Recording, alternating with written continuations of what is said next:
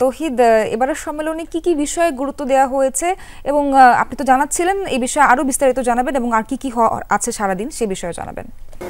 সোহার, সবশেষ লাস্ট আপডেটটা আপনাদেরকে যদি দেই, এই কিছুক্ষণ আগে অর্থাৎ 1 ঘন্টা আগে চীনের প্রধানমন্ত্রী লি কাং এই কুয়ালালামপুরের এই যে কনভেনশন সেন্টার এখানে এসে পৌঁছেছেন আসিয়ান শীর্ষ সম্মেলনে যোগ দিতে।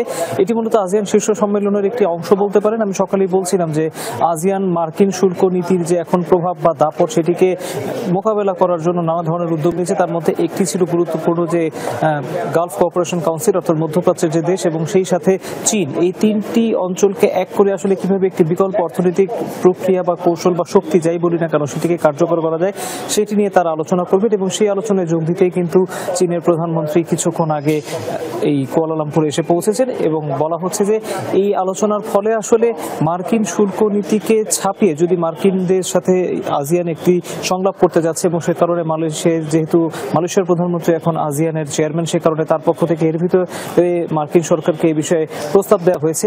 সেই সংলাপ যদি কার্যকর না হয় তাহলে বিকল্প হিসেবে আসলে কিভাবে তারা এই অর্থনৈতিক যে চাপ বা ট্যারিফ যাই বলি না কেন সেটিকে তারা মোকাবেলা করবেন সেটির এক ধরনের কৌশল তারা নির্ধারণ করতে চান। একটি আলোচনা হচ্ছে যে তারা এখন ইউরোপীয় ইউনিয়ন বা চীন বা ভারত এই ধরনের অঞ্চলগুলোর সাথে আসলে আসিয়ানের যে জোটভুক্ত দেশগুলো তারা আসলে নিজেদের বাণিজ্যের পরিধি বাড়াতে চান এবং সেটিকে কার্যকর করার জন্যই তারা আসলে আগামীর যে কৌশল সেটি তারা খুঁজছেন। আরেকটি গুরুত্বপূর্ণ বিষয় হচ্ছে যে মিয়ানমারের সরকারের যে শান্তি প্রক্রিয়া সেটি নিয়ে এক ধরনের আলোচনার যে কথা ছিল সেটি নিয়ে এখন পর্যন্ত এটি এজেন্ডায় আনা হয়নি। আমরা শুনতে পেয়েছি এটি আজকে দিনের শেষ মুহূর্তে বা কাল এইটি নিয়ে আলোচনা হতে পারে।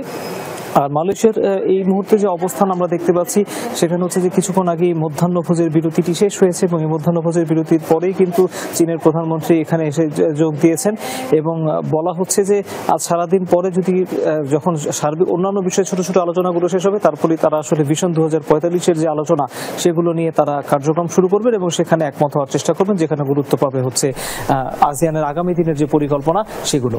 এই ছিল আমার কাছে মালয়েশিয়া থেকে সবশেষ খবর। সোহার, তবে অসংখ্য ধন্যবাদ। শুধু প্ল্যান করলেই হবে, টিভি পাইতে ক্যাপটাও তো খুলতে হবে। কোকা-কোলার এত বড় অফার, ক্যাপ খুলো, কোড দাও আর উত্তর দিয়ে জিতে নাও ফ্রিজ টিভি, ফোন আর প্রতি বোতলে নিশ্চিত ক্যাশব্যাক।